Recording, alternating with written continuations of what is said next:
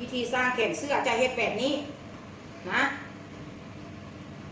เบิ่งให้ดี แล้วแต้มจนเข้าใจถ้าบ่เข้าใจตัวนี้จะบ่ล่ามปากไปทางอื่นถ้าบ่เข้าใจจำนวนแขนนี้แม่นจะบ่ก้าวไปทางอื่นให้เข้าใจว่าเวลาเราจะสร้างแขนเราเอาเจี้ยขึ้นมาเราแทกแบบใดเข้ามาแม่นหรือว่าแม่นแทกตัวใดเข้ามาเนาะข้างแรกเราเอาเจี้ยขึ้นมาปุ๊บเฮ็ดอะไรทำอีกเอาเจี้ยขึ้นมาปุ๊บเฮ็ดอะไรจงอะไรต้องเข้าใจจุดนี้ให้มันรอดก่อนนะให้มันรอดซะก่อน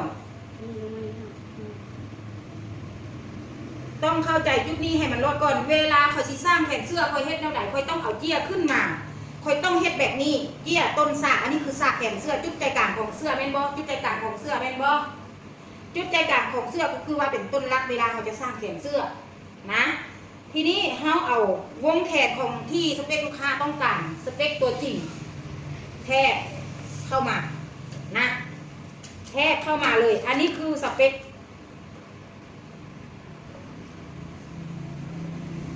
เขียนใส่สเปคตัวจริงของวงแขนหอดนี้เนาะเขียนใส่นี่เบิ้งให้ดีๆเด้อเบิ้งดีๆลูกศรท่านความหมายที่ขีดนะให้เข้าใจเลยว่าเจ้าขีดหอดนี้แสดงว่าเจ้าจะตั้งไปนี่มาหอดนี้ฉะนั้นเจ้าต้องขีดมาจากยูพีเพราะว่าเจ้าจึงสิฮู้ว่าค่อยเอาเสื้อบัตรมายูพีแล้วค่อยจะมาหอดนี้อันนี้ลูกศรก็คือลูกศรมันมาหอดนี้สเปคของวงแขนเจ้าเนาะฉะนั้นนะให้เข้าใจนะแล้วเฮ็ดอะไร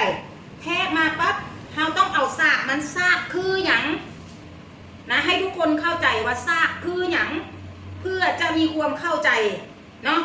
ซากก็คือเราเฮ็ดซากไว้